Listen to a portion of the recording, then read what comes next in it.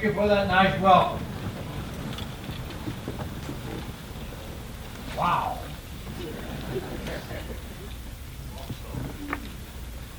Thank all of you for coming today.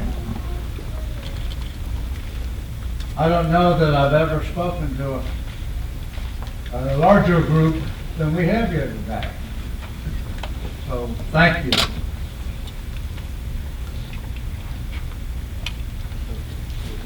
Today is a day important in my life. I don't know that it's any more important than the 70th or the 73rd, when we had an opportunity to go back to Iwo Jima for a visit. It naturally brought back a lot of memories, some good, some bad. But I am very humbled to stand before you today. I'm grateful for the opportunity of sharing with you some of my thoughts. 75 years ago, at this moment in time, thousands of Marines and Navy corpsmen were laying their life on the line to capture a very small piece of ground that we now know as Iwo Jima. Most of us who were involved wondered why so many Marines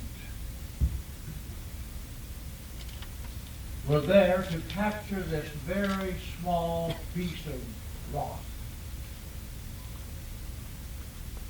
We didn't know its significance at the time. I'm sure that those in charge did,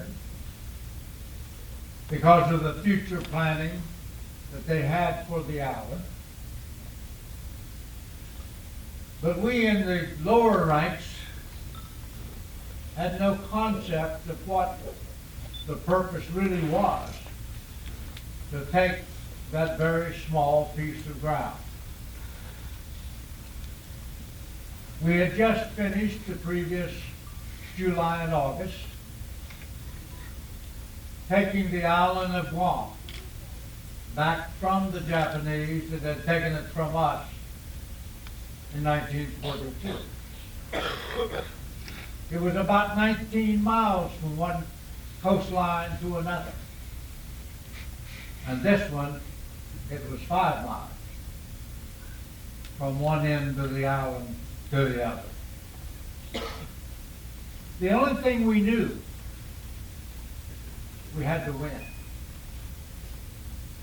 We had to take the island. Today, less than 0.1% of Americans are serving in our armed forces to protect America and to protect all of us. There are a great number of Americans that really do not realize there's a war going on.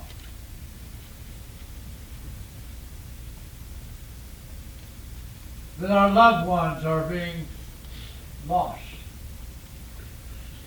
and wounded. They'll tell me from the news that in Afghanistan, the number is now around 20,000 wounded and killed. That's about the same number on Iwo Jima who were wounded, in addition to almost 7,000 who sacrificed their lives. Those serving in our armed forces today have the very same devotion and a purpose that has always existed in America, to protect the very precious values that we have, that we live every day. Those purposes of freedom and protecting our way of life says in effect, when that individual raises their hand and takes that oath, you may take my life,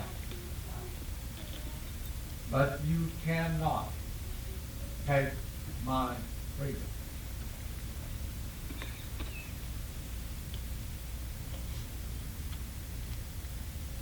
Sometimes we ask a very simple three-letter word.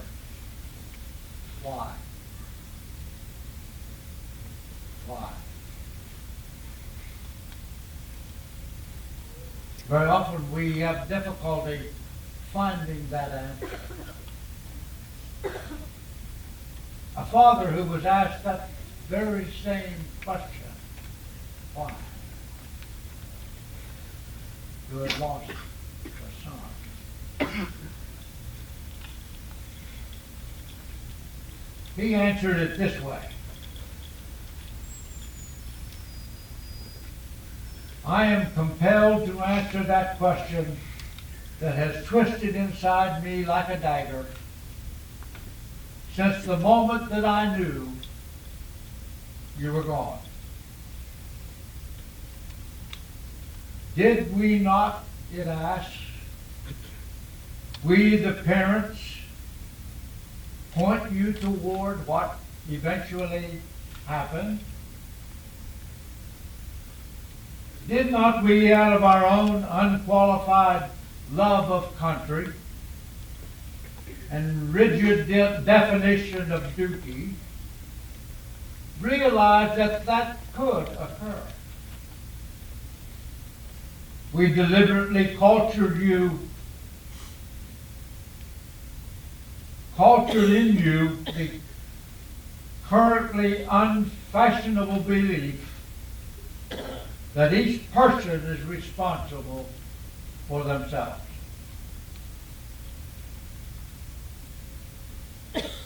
That man is the fabricator of his own consciences, his own consequences. Not to be laid off on poverty or gender or associates of influence. And you listened well. You accepted yourself with what you had and granted yourself no excuses. From the first, we taught you reverence for the flag and for the law, our traditions and institutions. And there was never a doubt that you would enlist. Nor was there much doubt, in view of your determination to make the first team, that you would serve America. One belief that I have personally arrived at a long time ago was that it's not so much what you do in life. The most important is what you do with life. Chesty Floor, whose statue stands not far from us, the icon leader of the Marine Corps, a person who received 5 Navy Crosses for bravery. And his leadership, no doubt, was outstanding. There is a story that in Korea his unit was surrounded by the enemy. And he was asked if he was going to have his Marines retreat. And his reply was, Marines never retreat. We advance to the rear.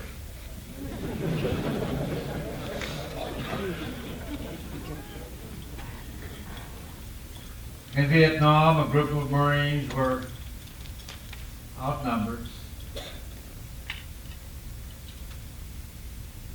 Their commanding officer said they must pull back. One Marine, badly wounded,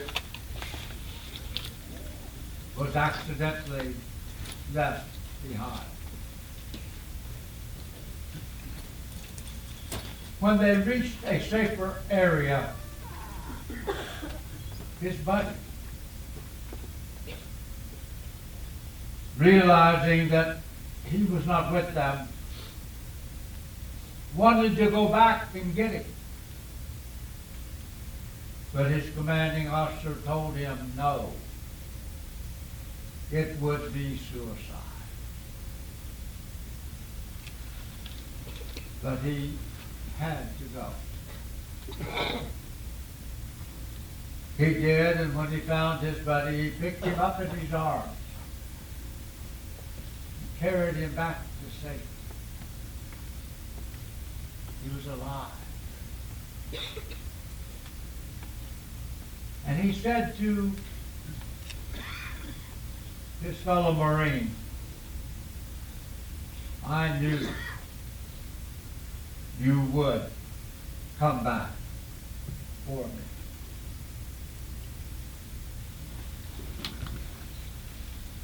That speaks of character and loyalty and dedication and faithfulness, which every person in the armed forces must possess in order to win.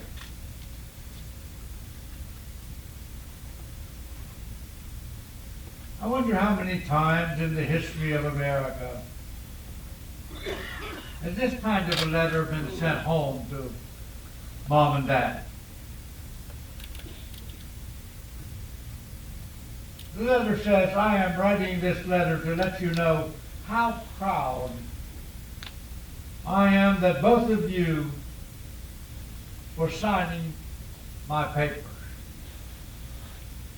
You will never know how much that means to me. I know it was not easy. But you know there's a war to be won. And it's got to be won by boys like me. We can fight the battlefront. But you, like all other mothers and fathers, have the hardest fight of all. Just remember, we are fighting for peace. Peace between races of people. Peace at home among families. And together we can find peace. The writer of that letter was known as Stop. He never got to come home.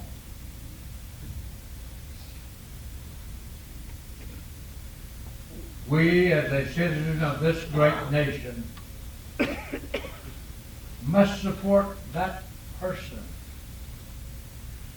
who stands between us and harm.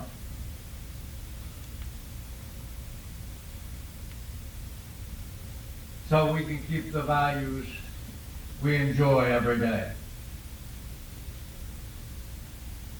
No doubt in this audience there are many Gold Star family members,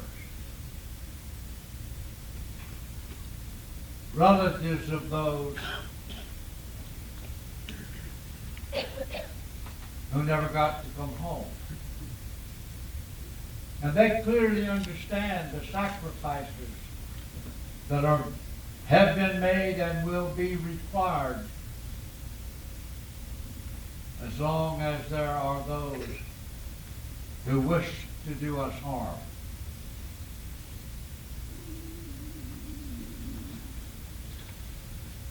In America's history, there have been 5,525 individuals who received the medal that I wear around my neck. Many of them sacrificed their lives by going above and beyond the call of duty and sacrificing their life for somebody else. On Iwo Jima, 27 medals of honor were awarded to those individuals who went above and beyond.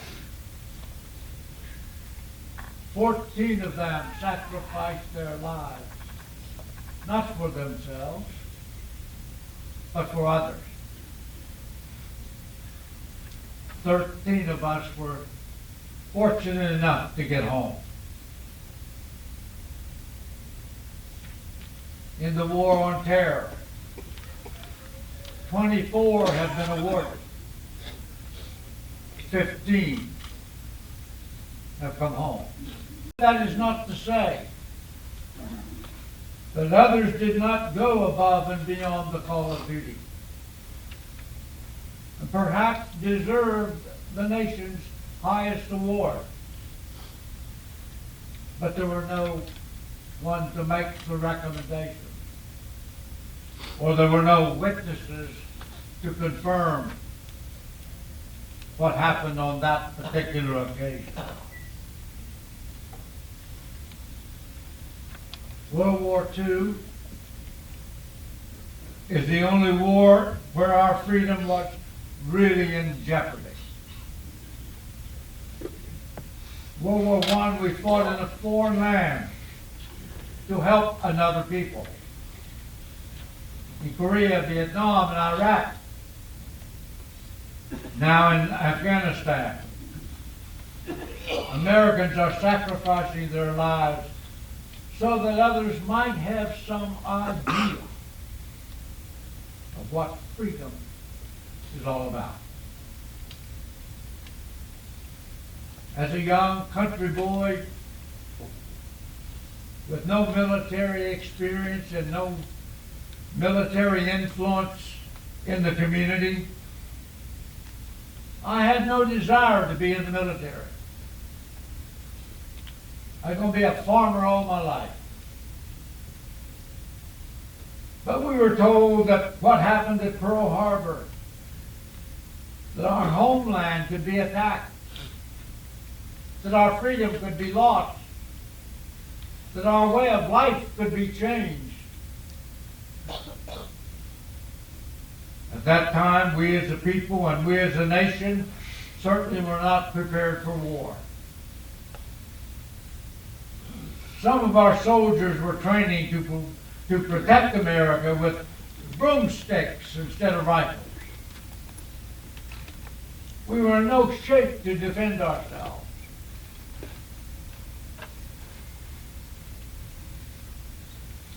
To illustrate how naive I was,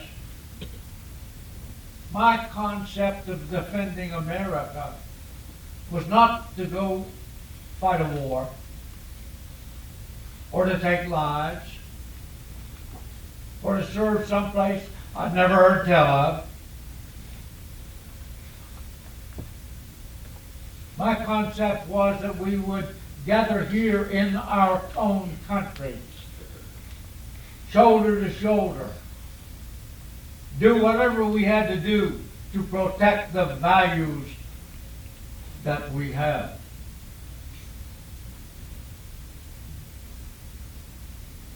Military service changes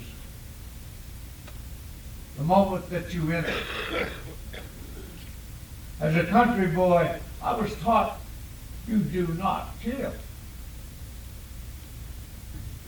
The only reason you would be for food or to protect yourself or your family. Any other way was wrong.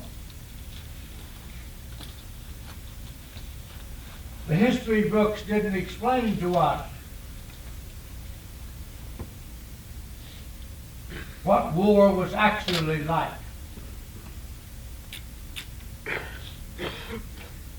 On the island of Guam, 1944, I witnessed the horrors of war for the first time. There was no choice. If we're going to win,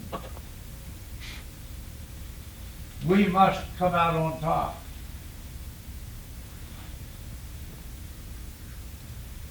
Our belief as Americans is that life is precious and everything must be done to preserve it. But the belief of the enemy was that it was an honor to die in combat and for the emperor, which made them a very tenacious enemy. On the way to Iwo Jima, as I said, we were told the size of the island. But we were also told that we probably would never be used. That two other divisions of 20,000 each were going to go first. That it probably would last 3 to 5 days. And that we probably would never get off ship. That we would never be needed. We had no intelligence of the island because we'd never been able to get anybody on it. No one knew that there were about 500 pillboxes of various sizes, one man to larger. Many miles of tunnel hollowed out in that island. And because of the number of wounded and killed the first day, about midnight, over the speaker of the ship, we were told we were going ashore.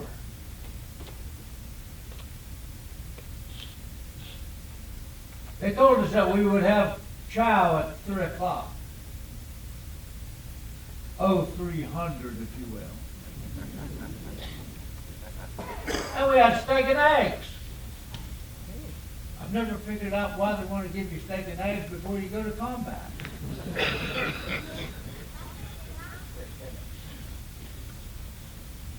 We disembarked before daylight into Higgins boats. There were about 35 or so in each Higgins boat.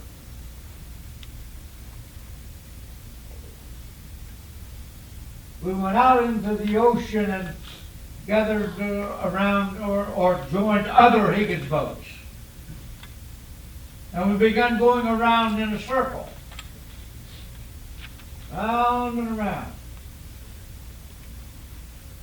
We were told later that we were waiting for the beachmaster on shore to say, "Come on in." We're still saying that on TV today, aren't we? Come on down. But we never got that call. Because the Marines ashore had been pinned to the beach. There was not enough room for us to get in. We had no place to go. So they took us back and put us aboard ship. another night. That blasting horn came on again at midnight and said, "Chow again, oh 300, steak and eggs." I think we're the first and only outfit that ever got steak and eggs two mornings in a row from the Navy.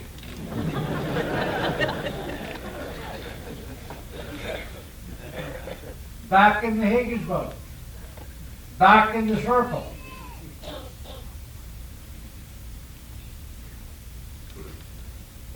A little before noon, somebody got the signal to come on in. When we got to the beach,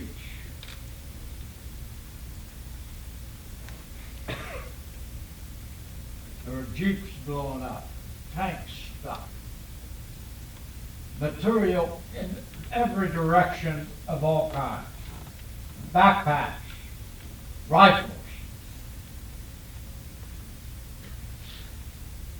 But the most vivid memory in my mind, as we got off of the Higgins boat,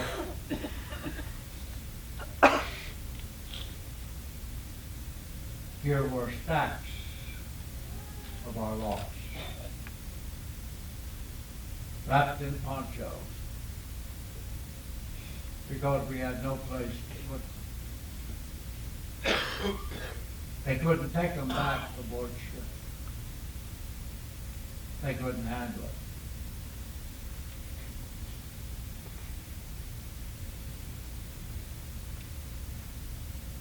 Eventually, as most know, cemeteries were established on Iwo Jima by the divisions, and our loss were placed in those cemeteries.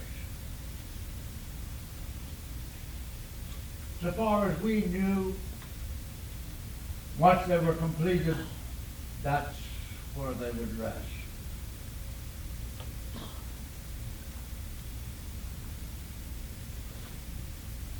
But when we gave the island back to Japan,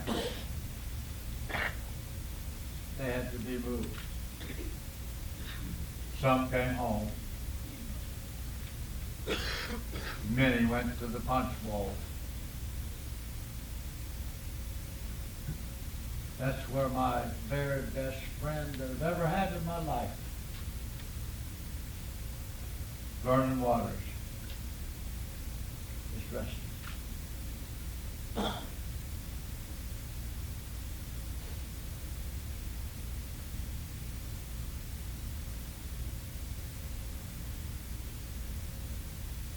When we arrived at the beach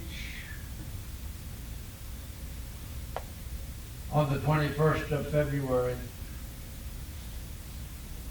my company, C Company, had about 178 Marines in the company.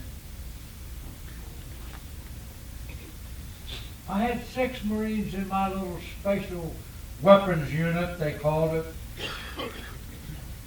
where we had been trained as flamethrower operators and demolition people so that we could do either. But if there was not a call at the moment for either one of those operations, we were still a Marine rifleman. Those 6 individuals that were in my little unit,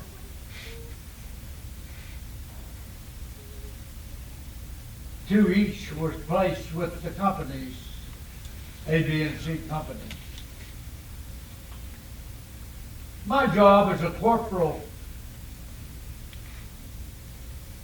attached to headquarters company gave me the responsibility of making sure that when they needed flamethrowers or demolition or blasting caps or whatever, that I had them available for them. It was their job to perform the operation.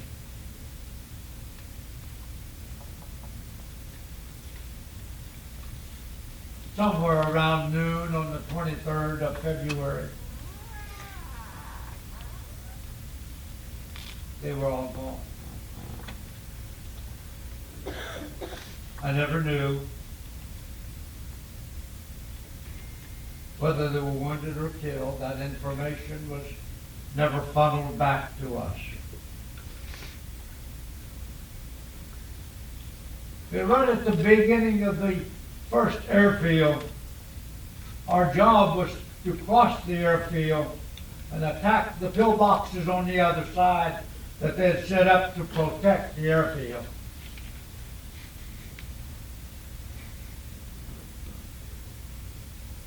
We were waiting to move out, and the Marines around me began yelling something about a flag.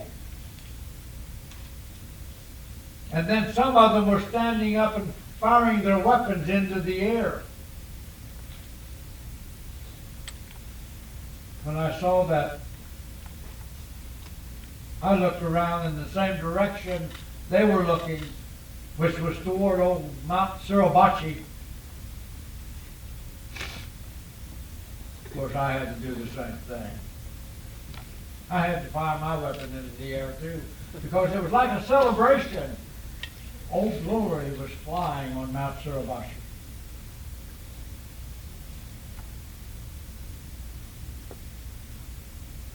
Eventually, we got the word to cross the airfield. There was no protection. Few craters, shell craters, bomb craters, but that's all. So we lost a great number of Marines just getting across the airfield. And then we hit the pillboxes. They were reinforced concrete pillboxes. They had used iron rods. I guess we call them rebar today, but in my day it was just an iron rod to support the concrete, and artillery and bazookas had very little effect. They had piled sand on most of the pillboxes so that whatever hit the top would not hit the pillbox. They had all the advantage because they had open territory.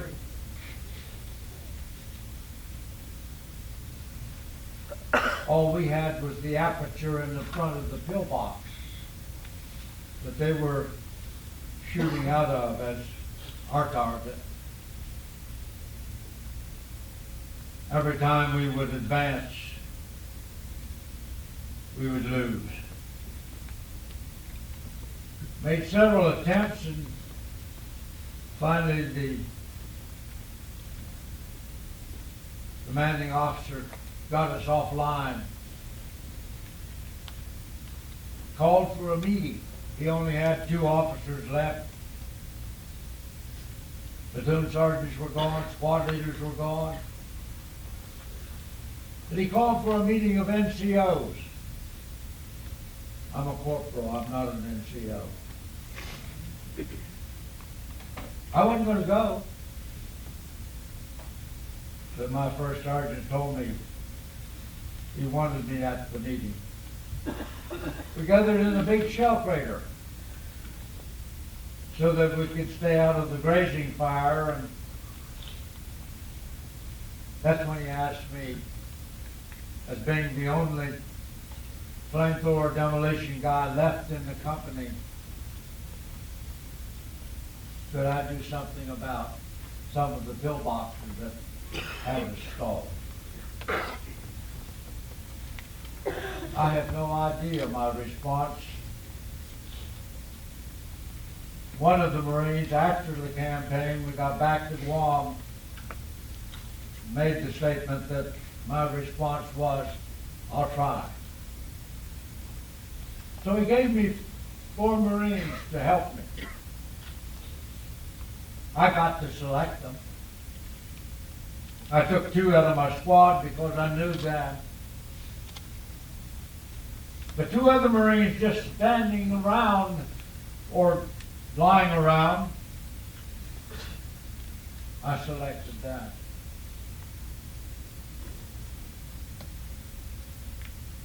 picked up a flamethrower and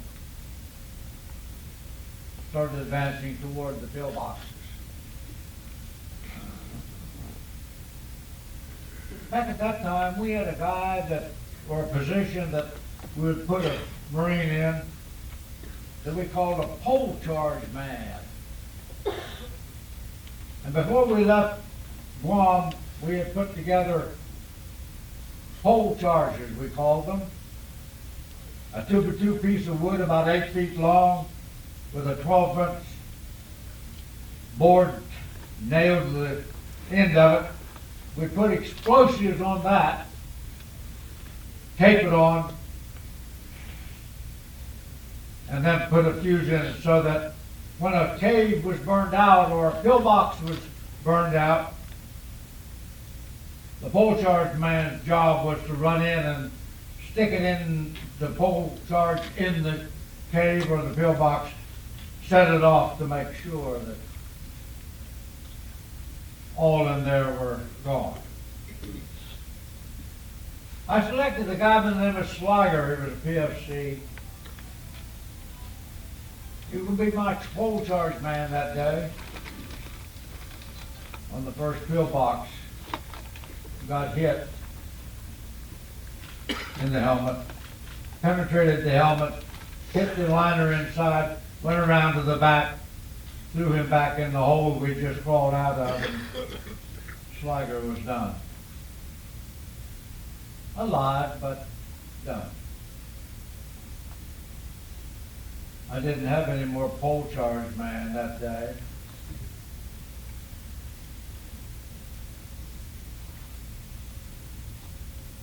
Much of that afternoon of 4 hours are blank. 2 or 3 things are so vivid I've never been able to forget them, but some of it is just blank.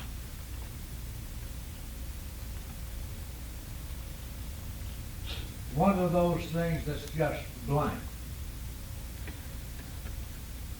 is how did I get the other 5 flamethrowers? I used 6, according to witnesses that wrote up the citation.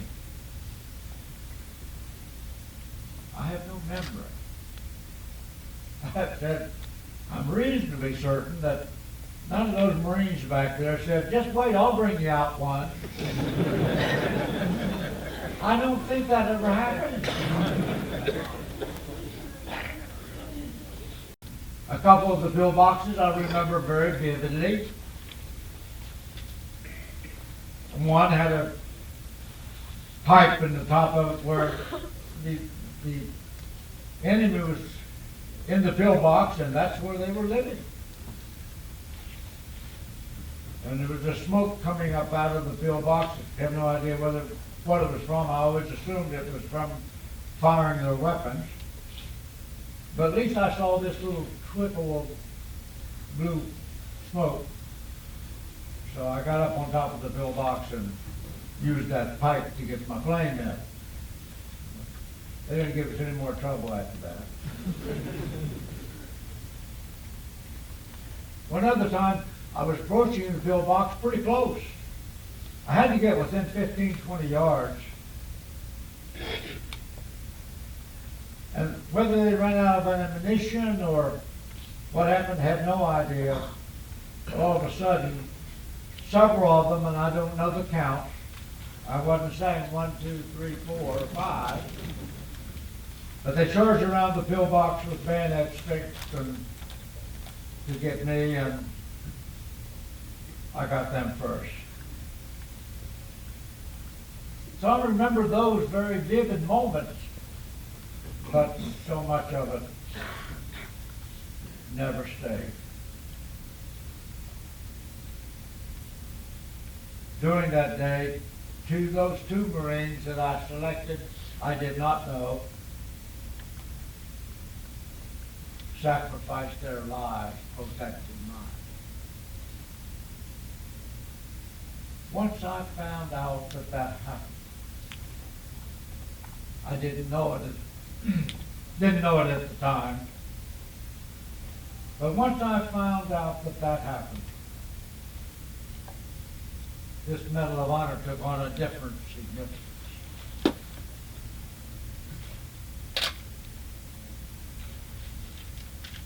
I said from that point on, it does not belong to me. It belongs to them. I wear it in their honor, not mine. I keep it shined for them because there is no greater sacrifice than someone who sacrifices their life for you, for me. PFC Charles Fisher and Corporal Warren Bornholtz were those two individuals.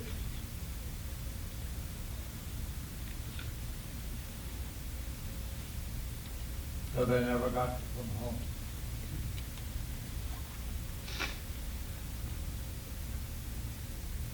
Had it not been for my commanding officer and 4 other Marines who were willing to write up and then testify as to what happened that particular day at that particular hour, I would not be standing before you, and I would not be the possessor of the Medal of Honor. There are very few things in this world that we can do alone. Every day, all of us depend on somebody else to provide for us in some way, whether it be the air conditioner or the heat in your house or the telephone you carry in your pocket.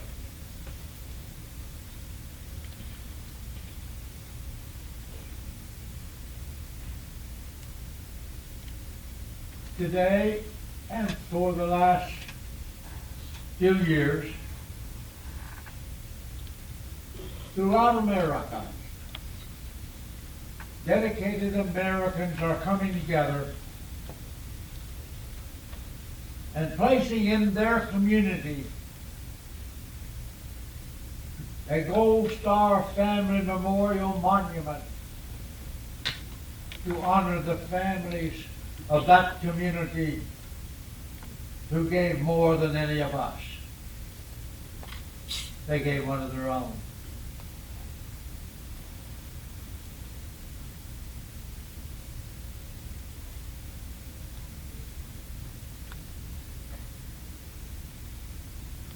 "64 communities at this point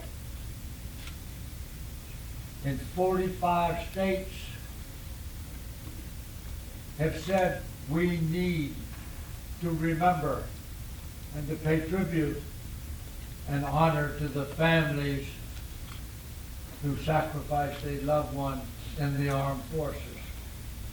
Regardless of how that may have happened,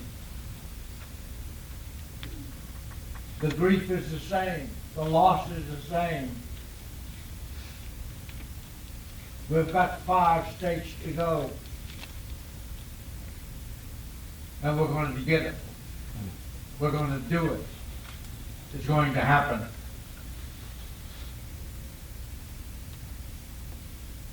One of the things that grieves me is that in our nation's capital, where I am told there's something like 1,100 kinds of memorials or monuments or honors, there is not one thing, one mention, one indication paying tribute to the families who sacrificed a loved one for all of us. If there's any place in the country that there should be honor and tribute to those families, it is our nation's capital.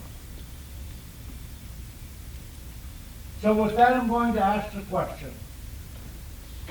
And I'd like to see a show of hands if you would be so kind.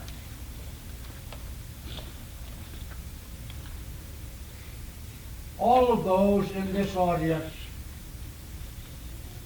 who at some time in our history, going all the way back, up to the current date, had a relative, regardless of that relationship,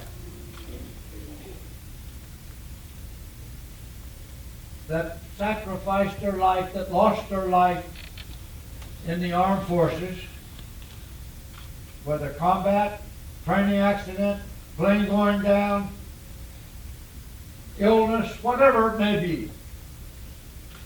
If you are one of those who's had that happen, could I see a show of hands of all of those?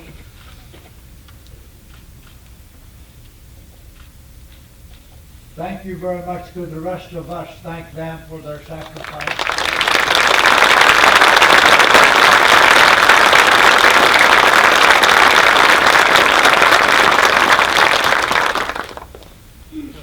If I were to make a quick judge of an estimate, I would say at least 40.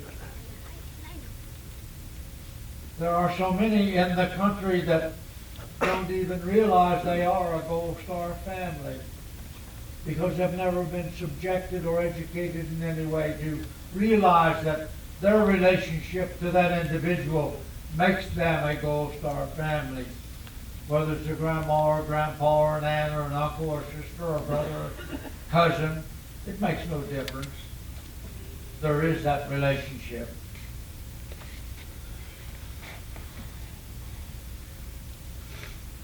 Once we get these 45 or get beyond the 45 number that that the communities have done at this point, what we'd like to see is that the capitals of our states, the ones being done now, are primarily community oriented. Because somebody in that community took on the role, formed a committee, raised the funds, got the monument erected. But it didn't affect the rest of the state. But if one of these tributes is placed on the capital grounds of every state, then it represents everyone in that state. So far, Louisiana, Arkansas have already done that. Kentucky is in the form of doing theirs. Ohio's in the form of doing theirs. West Virginia is going to do theirs in the spring. We're just waiting for the weather to change, to get better, so we can have people come and take part in the ceremony. But the thing that's going to be unusual about West Virginia, you know, our slogan is, Mountaineers are always free. That's our slogan. The thing's going to make it unusual in West Virginia. Since we were the first state in the Union to make that honor and tribute to the Gold Star families, ours is going to be 2 times the size of anybody else.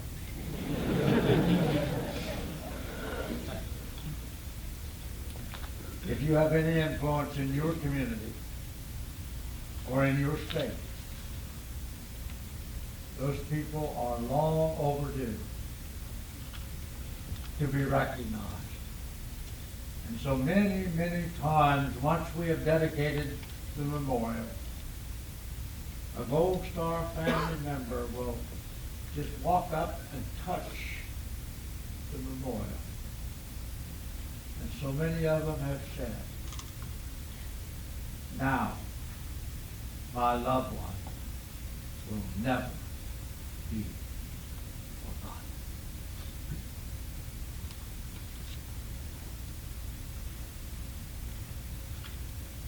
We as a nation owe that to the Gold Star families of America, past,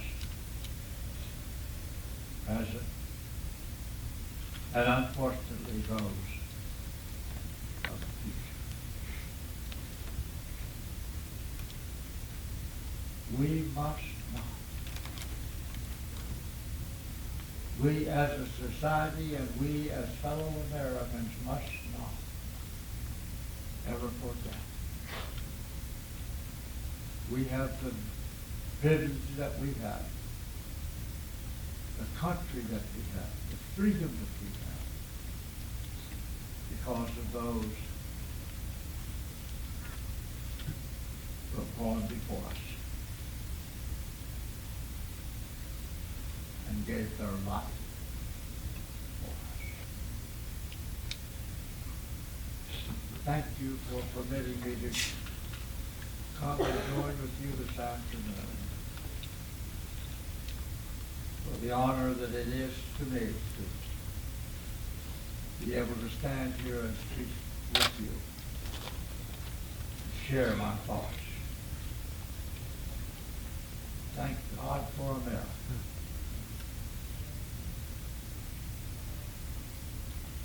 Our prayer is, and I have no doubt in my faith that God will continue to bless this great country. That each one of you and I call our